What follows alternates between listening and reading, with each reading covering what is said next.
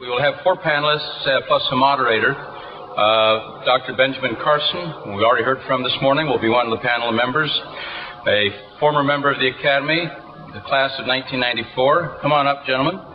Dr. Francis Collins, whom has been referred to already this morning. He's passing me right now for discovering the development of the gene mapping techniques. Dr. Richard Dawkins. I think, Kathleen, you're going to give a more thorough introduction. Should I continue it? All right. Let me just give you a little bit about Dr. Dawkins. He is being inducted into this year's class, 2006, one of the most influential scientists of our time. He was born in East Africa. He knew that before Dr. Wells had traced it for him, and grew up fascinated with animal behavior. At Oxford, he fused the study of animal behavior with molecular biology and brought about a radical change of perspective in evolutionary theory, posting the gene itself rather than the larger organism as the object of natural selection. He has been called Darwin's Rottweiler for his passionate defense of evolutionary theory. His upcoming book is called The God Delusion, from Oxford, England, now being inducted this year, Dr. Richard Dawkins. And also joining us on stage is another member of the class this year, Daniel C. Dennett, a brilliant guide to the frontiers of cognitive science. Dr. Dennett has drawn on the latest findings in neurology, psychology, linguistics, computer science, and artificial intelligence to explain the phenomenon of consciousness itself. One of his latest books is Breaking the Spell, Religion as a Natural Phenomenon. The director of the Center for Cognitive Studies at Tufts University, Daniel Dennett. And all of that is to discuss. We've looked at science all morning. Now we're going to throw in faith, and what does that mean? Science and faith, and the conflicts in some people's minds. Moderating that. Are you still with WJLA? Mm-hmm. From Washington D.C., a good friend of the Academy, Kathleen Matthews, a 21-year veteran of television news in Washington, news anchor at WJLA. Those of you who have been in Washington, an ABC affiliate. She's been awarded 9 Emmys for news documentaries and for a nationally syndicated program, Working Women. And incidentally, her last name Matthews is because she is married to Chris Matthews. But she's a lot nicer than Chris.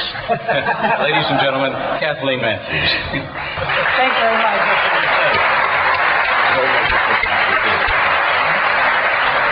Dr. Carson told us to get out of our safety zone, and that's what we're going to do right now. That's what this panel is all about. I'm actually a news broadcaster who wanted to be a brain surgeon, but I was failed by my pre-med courses first year at Stanford University, so now I get to ask questions to neurosurgeons, doctors, and scientists. But it's great to be here.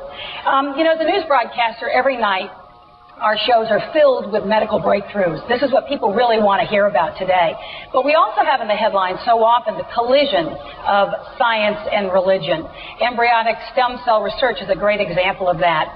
And so that's what we want to talk about today. And so for each of our panelists, and Ben, let me start with you. What I'd like you to do is very briefly talk about the work you do and how your faith informs your science and how the science informs your faith. Okay, well, as a neurosurgeon, obviously I spent a lot of time dealing with the brain and the nervous system, and I've been extraordinarily impressed by how complex it is. I'm also very much interested in human development and social development of individuals, and as a pediatric neurosurgeon, spent a lot of time dealing with children and dealing with human potential. And when I combine that with the scientific background, I tend to think that human beings are very different from other creatures. And I think that's probably where I differentiate with some of my colleagues here on the panel who tend to think that it's all one continuum. However, when you look at the human brain and you look at what we're capable of, there is an extra sense of what I call spirituality, something that takes us beyond what an ape or a dog or a cat or a mouse is able to do, that makes us special, that makes us in charge of the environment in which we live. And I remember once I was talking about that in an article in Parade magazine, and a guy wrote in and said that I was a species. not a race, as a species, because I was indicating that there was something special about human beings versus other animals. But I'll be very interested to hear what those who disagree with that believe. Dr. Richard Dawkins, if you would tell us a little bit about your work as an evolutionary biologist, and also your new book, The God Delusion, which I think tells the audience here where you come from. I believe that the existence of a supreme being, a supernatural God, is a scientific hypothesis like any other. The universe with a supreme creator would be a totally different kind of universe from one without. And therefore I have no patience at all with those among my colleagues who say something like, science and religion have nothing to do with each other, they don't come into collision with each other, they are about totally different things. They are about the same thing, they're about the nature of the universe, and they can't both be, it can't both be true that there is a supreme being and that there is not. That is a scientific question. Whether we'll ever be able to answer it with certainty by scientific means isn't clear, but it is a scientific question. Now, one of the main ways in which, from a scientific point of view, people try to demonstrate the existence of a God is what can be called the argument from improbability. If you look at most of the scientific arguments such as they are against, for God, they're actually arguments against evolution. And it's very easy to see why this is, because Darwin's theory of evolution by natural selection is a stunning example of a reversal in human thought historically. Before Darwin came along, it was possible to say, because living things are so amazingly complicated and improbable in a statistical sense, therefore there has to be a creator. What Darwin did was to blow that argument out of the water. Incredibly, as it must have seemed, Darwin showed that it is possible to get things as complicated as the human brain, as all the wonderful things we've been hearing about, by totally non-designed means. You start with a very, very simple beginning, and you work up by gradual degrees, every one of which is explicable and understood, to the prodigies of complexity that we see in the living world. Now, Darwin, of course, only dealt with the living world. He didn't deal with the cosmos. And we need a completely different kind of explanation for the universe. But I see Darwinism as a consciousness raiser. It raises our consciousness as a species to the power of science to explain things which would otherwise have seemed completely inexplicable. And the final thing I want to say is that when people use the argument from improbability, they do it in a rather, not intentionally dishonest, but amounts to a dishonest way. The form of the argument goes like this.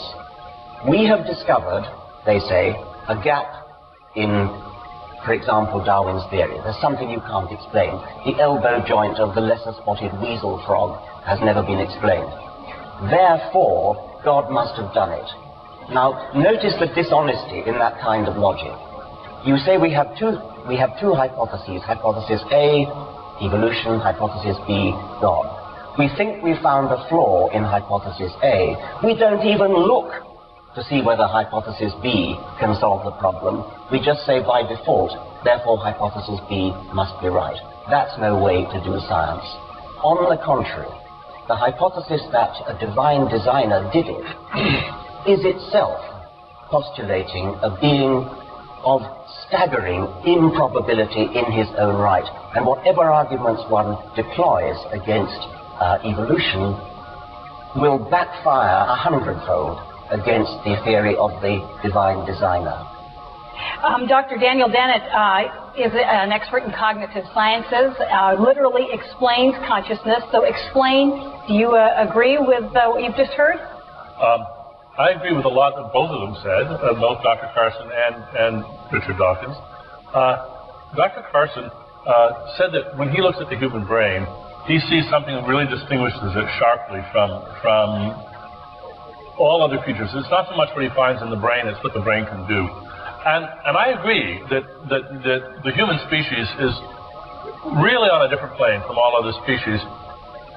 He uses the word spirituality. I would say it's because of language and culture, and that these are themselves evolved features of our world, and they can be studied using the Darwinian perspective.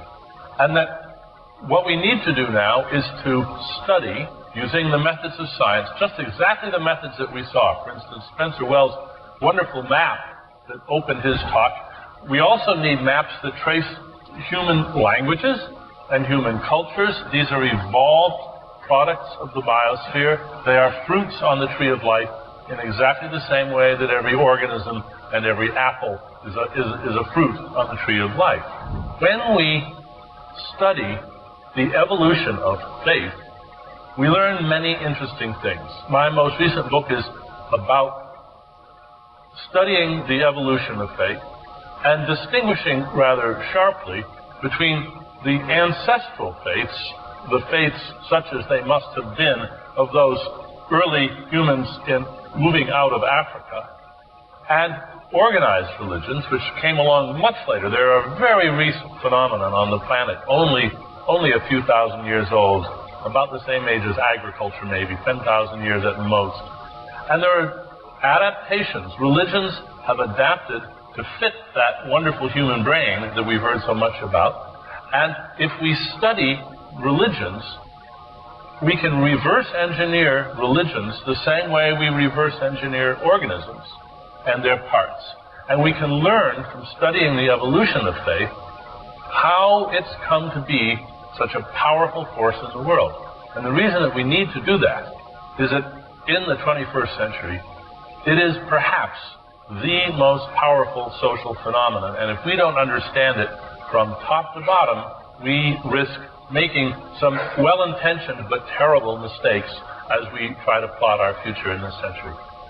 Dr. Francis Collins successfully explained to my viewers in 1 minute and 40 seconds how he mapped the human genome and why that was significant.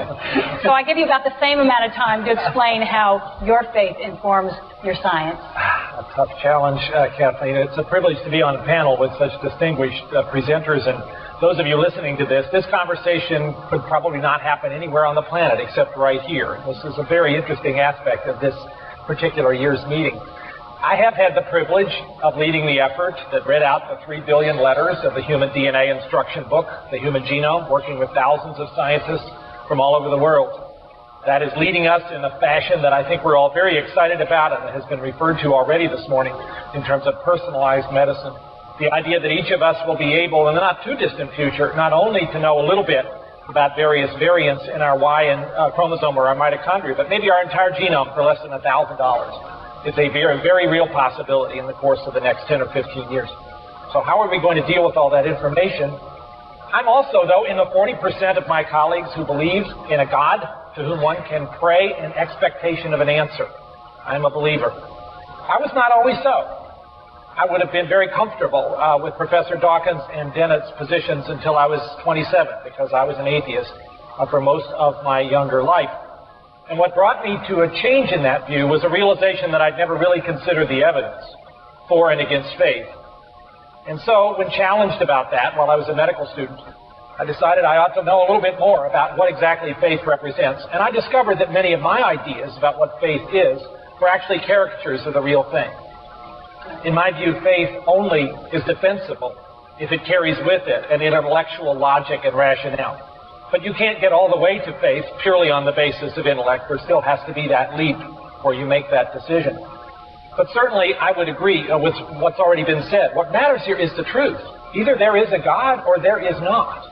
If there is not, then let's not waste our time spending all these conversations and altering our lives in accordance with that assumption. But if there is, there can be no more important reality in any of our lives than that. What I realized is that science is not really an effective way to approach that question. Science explores the natural world. It is the only way to understand the natural world effectively. Its tools are designed for that. If God exists, then God cannot, in my view, be enclosed by the natural world. God is at least in part outside of that. And that tells you that the tools of science are not going to be effective in determining his existence or lack thereof. There must be other ways to pursue that. One of the compelling arguments which I continue to be drawn to, and which was put forward for me most effectively by the Oxford scholar C.S. Lewis, is the argument about the moral law.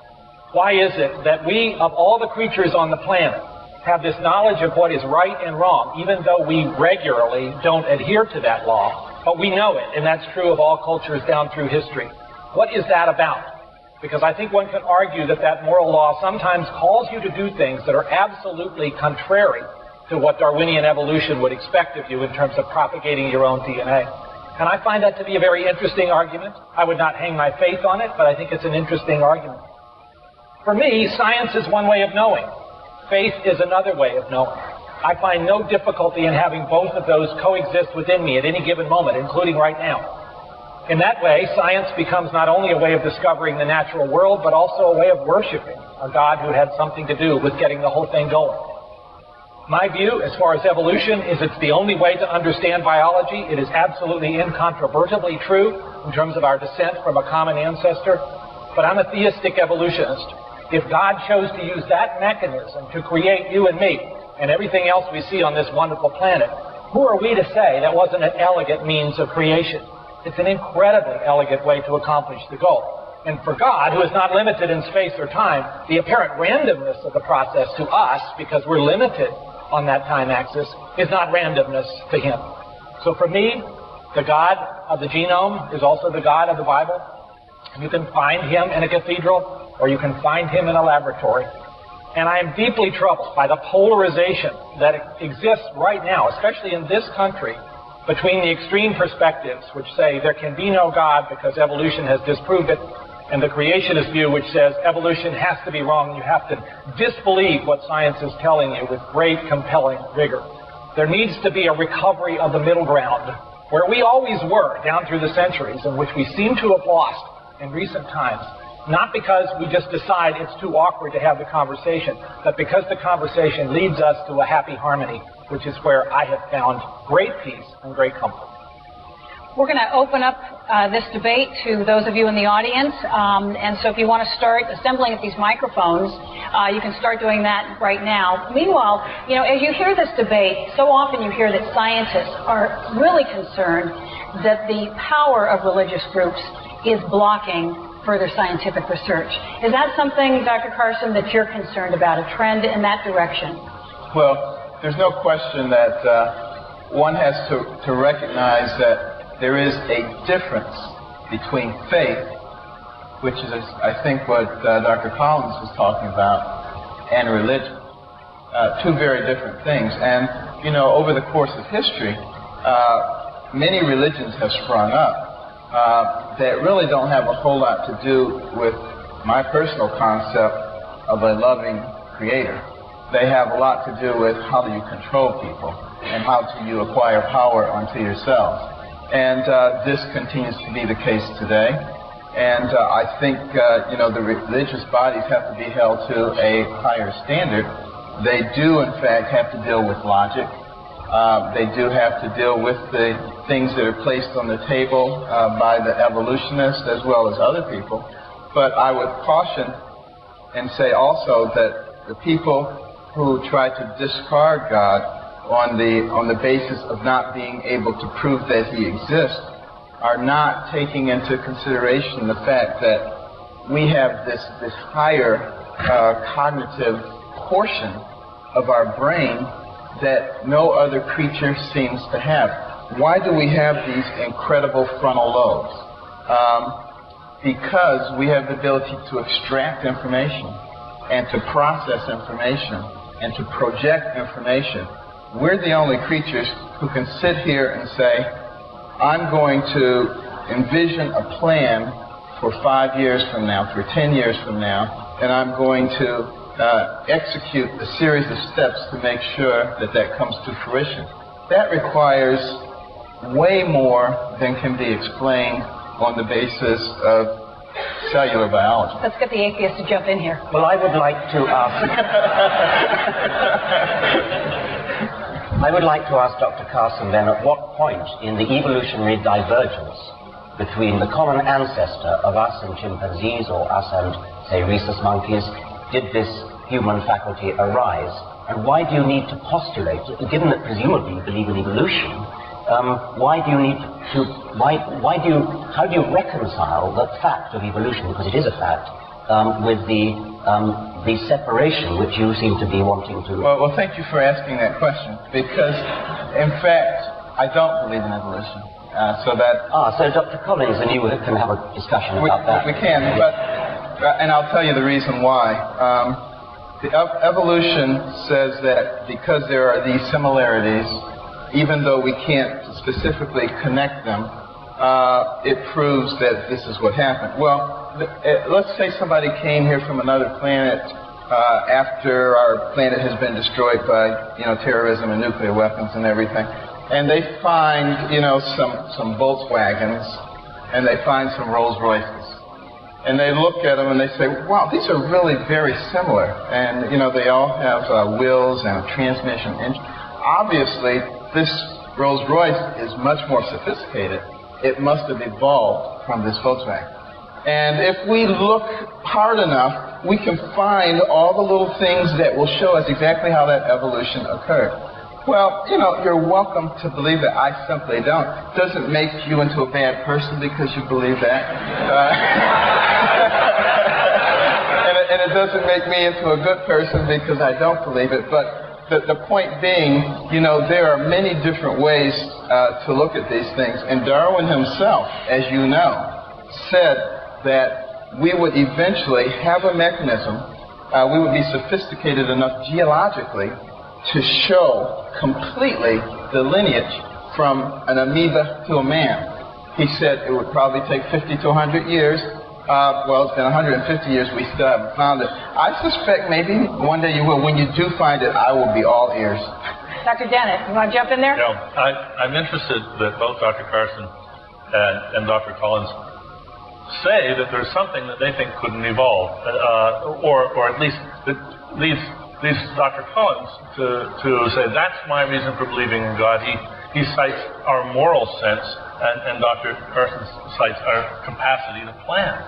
But in fact, we have a lot of excellent research on the evolution of the moral sense, on the evolution of cooperation, and on the evolution of cognitive capacities to plan.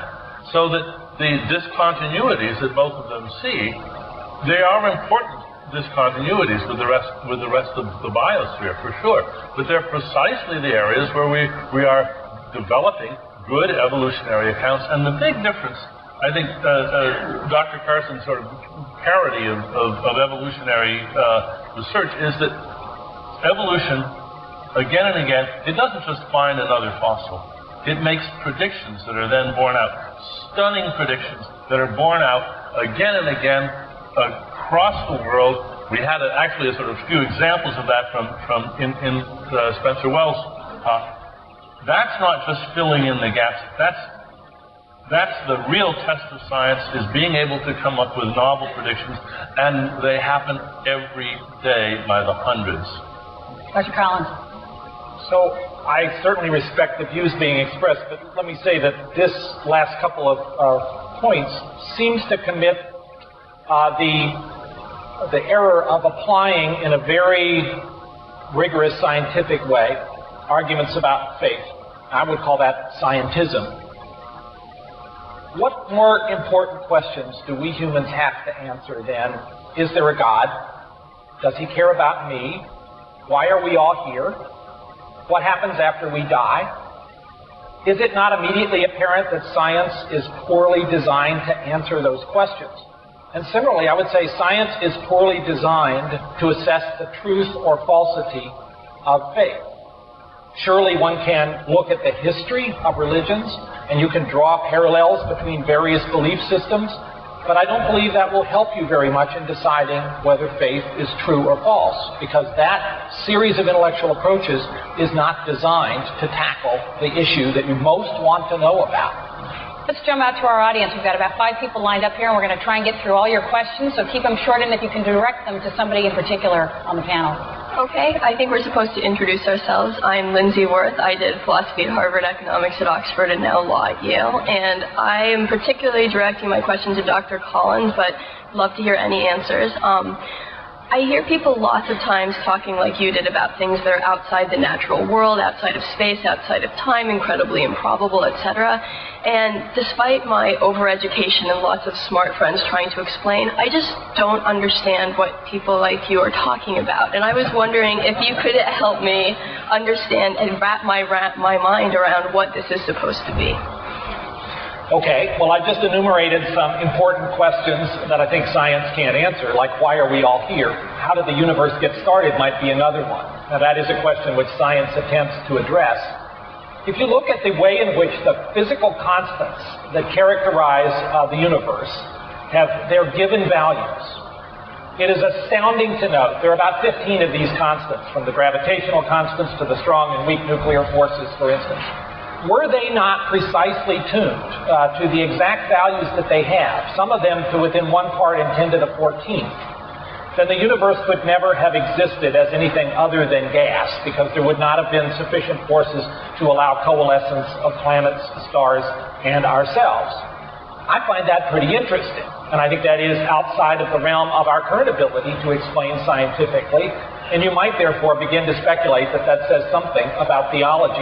In fact, the noted astronomer Robert Jastrow, himself not a believer, talks about getting to this point and saying what an incredibly upsetting experience it was as you began to try to figure out that first 10 to the minus 43 seconds of what happened at the beginning of the universe. You get to the top of the mountain and you are greeted by a band of philosophers and theologians who have been sitting there for centuries. Well, I think that's part of the answer to your question. And since others have promoted their books, let me say, I have a book coming out in 6 weeks called The Language of God. There are a few galley proofs up there on the table. And I would be very interested in the comments of any of this group on the arguments that are in that particular manuscript.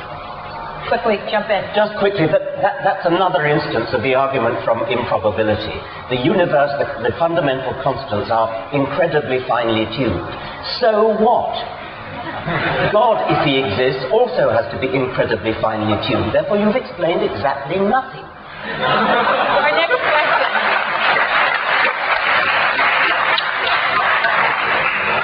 Hi, my name is Ryan Keller. I study at Cambridge. My question is for Dr. Dawkins and Dr. Dennett. Dr. Dawkins, you mentioned before the idea of religion and science overlapping, and I want to take this into the realm of ethics.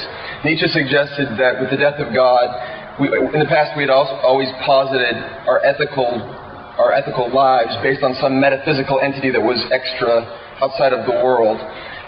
If our attempt is to excise God and kind of the metaphysical ideas that undergird Western or secularized Christian Western society, what kind of bases do you see as establishing a new ethics? It seems that ethics are an important part of the human experience. Do you see evidence or facts in the material world that we could somehow derive an ethical worldview from, and would that be social Darwinism, or what would you think that would be? And that's from Dr. Dennett as well. Emphatically not social Darwinism. If there's anything that we have to learn ethically from Darwinism, it is do the exact opposite of what the Darwinian worldview would tend to suggest. However, we don't have to be that pessimistic. If you look, as Dan Dennett was saying, you can provide a rather good Darwinian account of where human ethics come from. It would take too long to go into it. His book and various other books discuss this. We can make an account of not just the obvious things, which are what the sorts of proto-ethics that non-human animals have, but we can also generalize that as a kind of misfiring to produce the kind of ethics that we have in humans. I don't see that as a major problem. Even if I did, even if, for example, my scientific or scientistic, as it's been called, worldview, said that there is no good account of it, or rather, suppose it said that we are all immoral, selfish, and horrible. My answer for that would be, again, so what? It doesn't affect the truth of what's going on in the universe. If it's true that the facts of the universe are horrible and ruthless and callous and awful, then tough, let's live with it. Fortunately, it isn't like that, but if it were, we would have to live with it. You can't change the way the universe is just to suit human desires. Dr. Dennett, he just wants to drop in there. You mentioned Nietzsche, and I'd just like to remind you that Nietzsche was brilliant on the ignobility of the traditional idea that the reason people are good is so that they will get reward in heaven, that they need the carrot and the stick of heaven and hell in order to be good. I think that is, I think the good news is that people don't believe that. And the really good news is, it's a good thing they don't believe it because it's such a paltry and childish notion of why people are good. I look around the world and I see people that are wonderful, engaged people. I'm sure many of the people in this room who their morality does not depend on a belief in a supreme being at all. And I think it's very important that we break the habitual link, especially in this country, between being godless and being immoral. I think that's just a calumny and it should stop. Okay, now the counterpoint.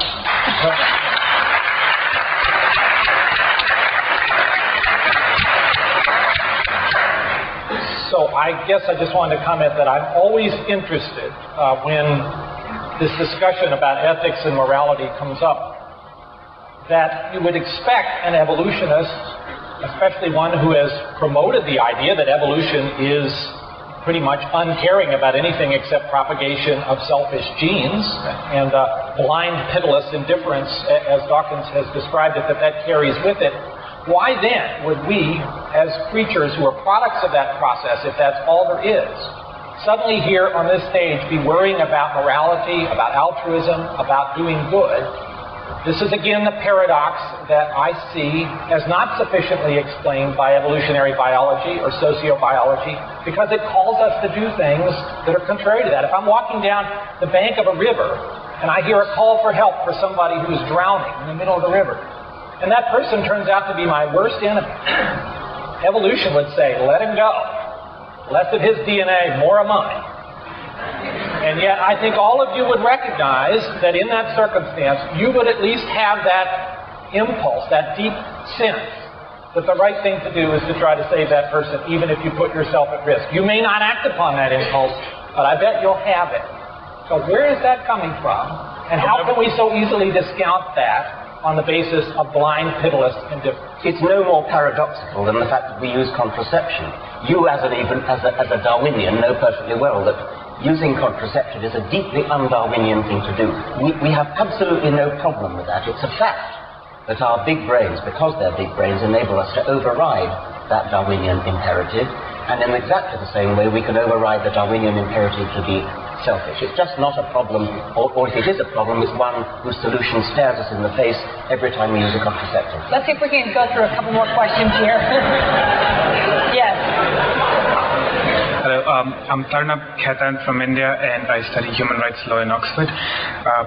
I want to push the non-atheists, the believers, to show Richard's hypothesis B. I'm willing to concede that evolution is, for a moment, that evolution is wrong and that science is inadequate as a discipline to explain it. I want you to show to me how what is the difference in the ontology of God and unicorns. Why are the two concepts different from each other? God said what? Unicorns. Oh, unicorns. Who'd like to conquer the unicorn? Ben? I don't know if I want to deal with unicorns, but but I will say that one has to recognize that it's absolutely impossible to prove the existence of God. You simply can't do it. It's something you have to feel. And it's what I was getting at earlier when I talked about that thing that distinguishes us from all the other animals. And, you know, the incredible complexity of our brains that allows us to have that vertical relationship. It's a feeling. And, you know, we, as sophisticated as we are with all of our MRIs and our PET scanners and things like that, we have never been able to discover the origin of a thought. We don't know the origin of a feeling. We can talk about electrophysiological responses, but we cannot take it to the next level. We cannot define that. We cannot put that in a box. I think that's one of the things that makes us different. And, I will be the first to tell you that I cannot in any way explain it. I cannot prove it. And by the same token, my colleagues here cannot prove theirs either. So it's a matter of how much faith do you have. I simply don't have enough faith to believe that something as complex as our ability to rationalize, think, and plan, and have a moral sense of what's right and wrong, just appeared. I don't have enough faith to believe it. Dr. Dennett, can you explain the origin of a thought or an emotion? Yes, but not in a minute. This is a wonderful occasion. It's a thrill. I'm honored, and I'm particularly thrilled by this panel discussion because on my left, Dr. Carson, on my right, Dr. Collins, have underlined the importance of the questions that I've been actually spending my career on. How do you get the evolution of consciousness? That's the stumbling block for Dr. Carson. How do you get the evolution of morality? That's the stumbling block for Dr. Collins. And they both say, I just can't see how that's possible. I think it's because they haven't tried hard enough. It's hard to do. And that's what I've been trying to do my career, and I really think they should look more closely at the work that has been done on the evolution of cognition and consciousness. What is the answer? What is the answer? I'm waiting. You don't have time. I mean, read Dennett's books. That's the answer. Let's take a couple more questions. I think we have time for just a few more questions. Could I ask a question from over here? My name is Herman Swart. I'm at Oxford doing a DPhil in psychology. Dr. Dawkins, you alluded to earlier that some of the arguments for the existence of God often rely on like the God of the gaps theory, because we can't explain something, therefore God must exist. But what about scientists who run the risk of saying because we can explain something, there is no need for God to exist? Surely they're falling in the same trap, in the same hole, as those who go around with the God of the gaps theory. There's an infinite number of things that we can't disprove.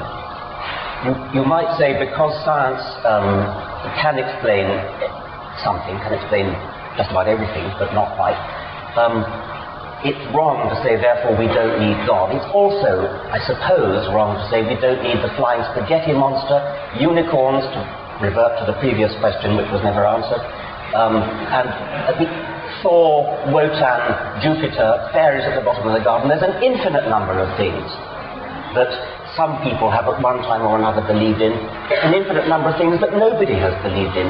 If there's not the slightest reason to believe in any of those things, why bother? The onus is on somebody who says, I want to believe in God, flying spaghetti monster, fairies, or whatever it is. It's not up to us to disprove it.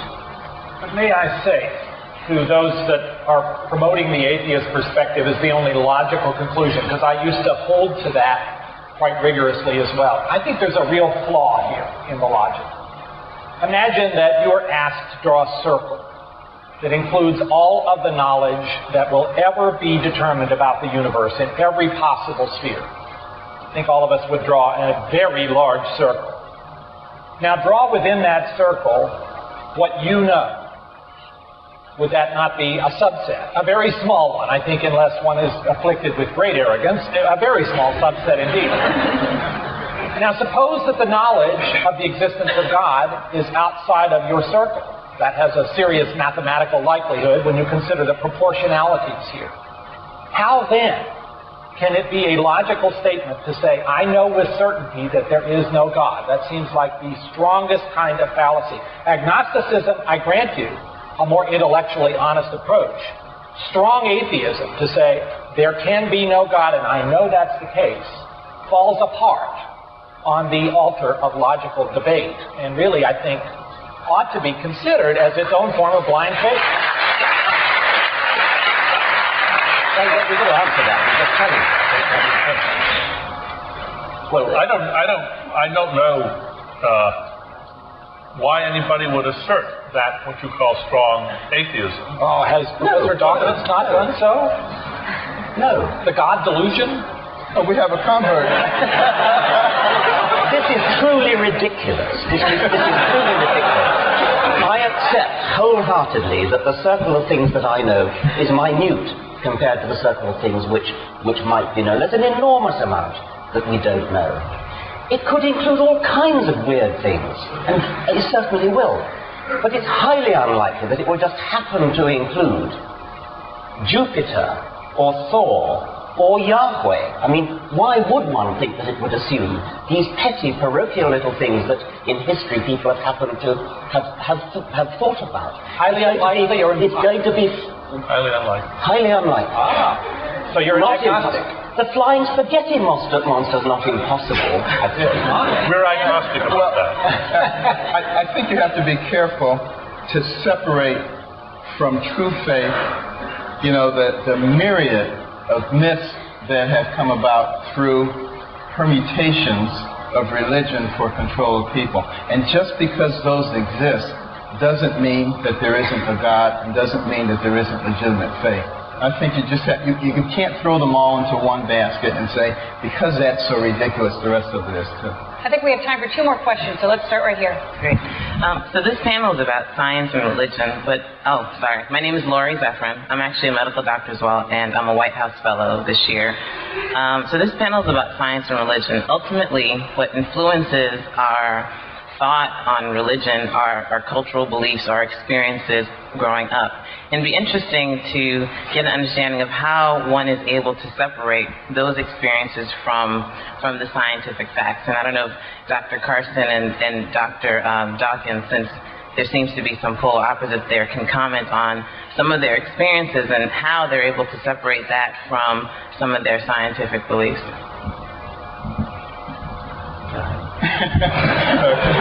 Well, experiences are clearly what have given me my faith in God. You know, you have to read my books. I've read your book. We're selling a lot of books here today. And you will begin to recognize that, for instance, you know, as a teenager, I was a completely out of control, angry person trying to stab people. And, you know, I had an experience one day, and I began to recognize at that point that there was something else outside of me, and I began to connect myself with that, and my life completely changed. And some people say that's baloney. You have to experience it yourself. Dr. Dennett, do you want to jump in there? Are you? I thought I don't think that my personal experiences are of the slightest interest to anybody. I care about what's true, and that means I care about evidence. And my personal, anecdotal, private experiences are not evidence for anything. Just in summary, if we can even embark on a summary, I just want to give each of you 15 seconds to let us know whether you think we are any further along in resolving this debate today than we were 100 years ago, 2,000 years ago, or 10,000 years ago. And I'll start with you, Ben. Okay, well, in 15 seconds, I would simply ask people to ask yourself the question. You know, I was talking earlier today about risk. Ask yourself the question, if there is a God, what is the risk of not believing in him versus believing in him? If there is no God, what is the risk of believing in him versus not believing in him? Ask yourself that question tonight while you're in bed.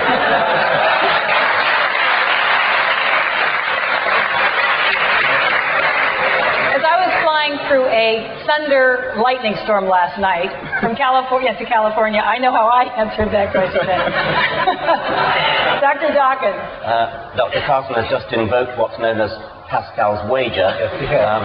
It assumes that the God that confronts you when you reach the pearly gates is indeed a God who cares passionately about whether you believe in him. If I were God, I wouldn't care so much whether somebody believed in me as whether I was a good person, whether I was an honest person, whether I spent my life honestly seeking the truth. And if, as Bertrand Russell said when somebody asked him, what would you say if you found yourself confronted by God? God challenged you and said, why didn't you believe in me? Russell said, not enough evidence, God, not enough evidence. God would... I think any God worth worshipping would respect that far more than somebody who believed in him just because it was the safe option to do so.